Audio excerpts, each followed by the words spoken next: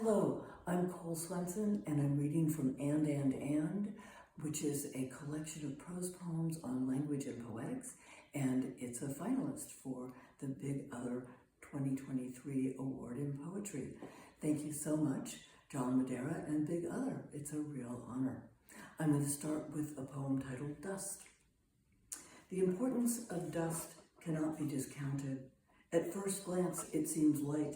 It seems, in fact, the very principle of lightness, which it is, of course, but it's also just that sort of lightness that, while unsettling, nonetheless settles. It's a precipitate, and that's where it intersects with language. Language being those inklings just heavy enough, those that, out of the entire world of thought, can't quite remain aloft, and so they come to settle over everything until they slightly, though not entirely, obscure it.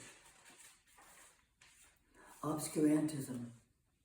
Poetry has always tried to capitalize on the productive potential of this tendency of language to obscure, maximizing it through impacted metaphor, curtained allusion, cryptic punning. There are any number of modes, including, and particularly popular in the past few decades, the fragment. Phrases so quickly clipped off. Snip. Ours is an age that likes sudden cliffs, leaving readers frantically treading air like Wile E. Coyote in the 1950s cartoons. It's the imminent free fall that's the real thrill. They say that that's what's so addictive about gambling.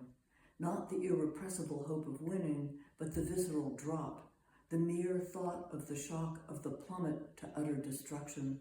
Not a bad premise for a poem. Except that it doesn't quite work like that. Our crush on a fragment has simply opened up an inquest on its nature. We instantly ask, a fragment of what? Which in turn exposes the presumption of a whole. But isn't everything a whole? A fragment of a sentence is a whole phrase, and if it doesn't make it that far, it's at least a whole word, etc. It's hopeless. We're completely surrounded by completion, everything filling itself perfectly to its brim. The uncountable.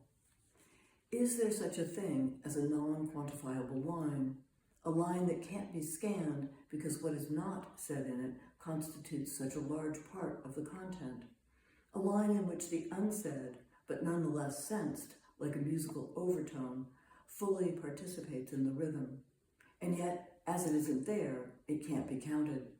The result is that these overtones continue unchecked, out of the reach of the leash of quantification, which means that the line can never end. Who was it who said, it's not the notes you hit, but the ones you don't? Miles Davis. A related statement, paraphrased from a Kaja Silverman lecture. There is in every painting and every photograph something that cannot be seen. And similarly, there is in everything thinkable at least a twinge of the unthinkable. The thinkable is there to mask it, is there to protect it, for both the invisible and the unthinkable are incredibly vulnerable. Raw, they haven't yet developed shells, not even edges. Keep on thinking, knowing that you're saving something very fragile from the damage of daylight. Metaphor. A friend recently used the not unfamiliar metaphor of literature as a landscape. And while I worry that metaphors are inevitably reductive, this one does point toward a field model that intrigues me. I'm thinking of field in the archaeological sense, of someone's doing field work, doing hands-on research, and I'm wondering how writing might similarly engage the hands, might be able to incorporate that uniqueness and kinetic vitality. And maybe this is just another way of looking at handwriting, but it would be wonderful to find a way to let that vitality mark the final piece, to be able to read a printed page, for instance, and know without a doubt, perhaps from the beauty of the finish, that it was made by hand. More metaphor. The literature's landscape metaphor reverberates with echoes that I've often felt between poetics and the writings and work of the landscape activist Gilles Clément. For instance, he's spoken of harvesting clouds for seeds with the amazing phrase, unthinkable landscapes are already being designed by the sky. It's the sort of phrase that makes you say, okay, done, nothing more to be said, but that in the same breath fills you with the urgent need to carry it on. And just to be clear, here he's not speaking metaphorically, but literally.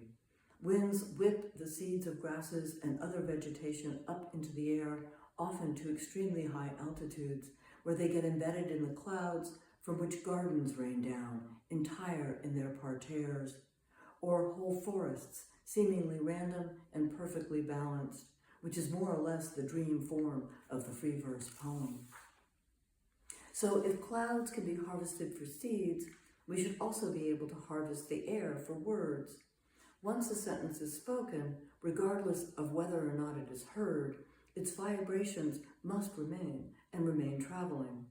How long before the wind or other weather or other impediments distort it beyond comprehension?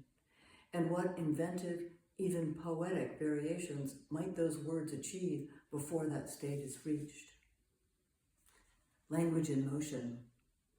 I'm thinking also of written language as a wave of migrating elements, swarming in different combinations through books, poems, newspapers, telegrams, etc.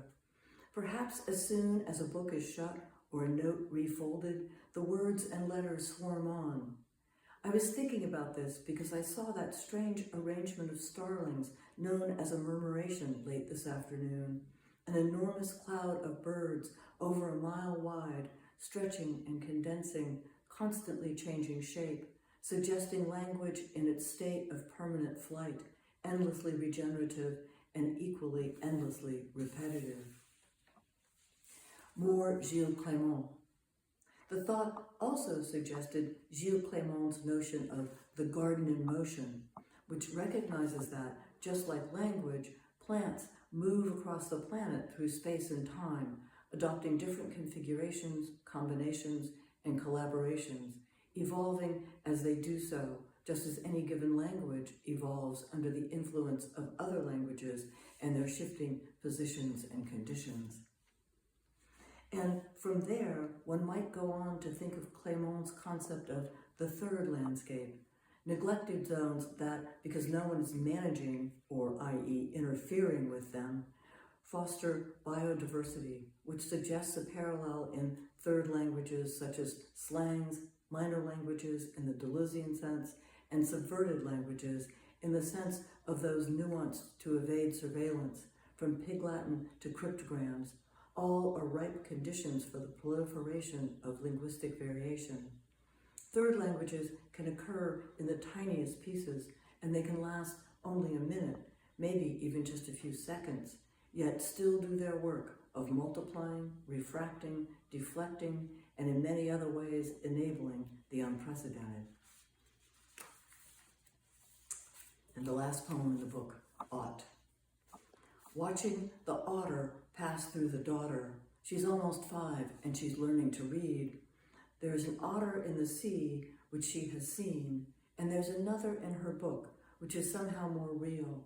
Or rather, it's not that the animal that she saw in the water is less so, but that this one in the book, it's not so much the picture, but the letters that seem to give it a living beyond its body, which she expresses by not quite being able to put it into words. Thank you.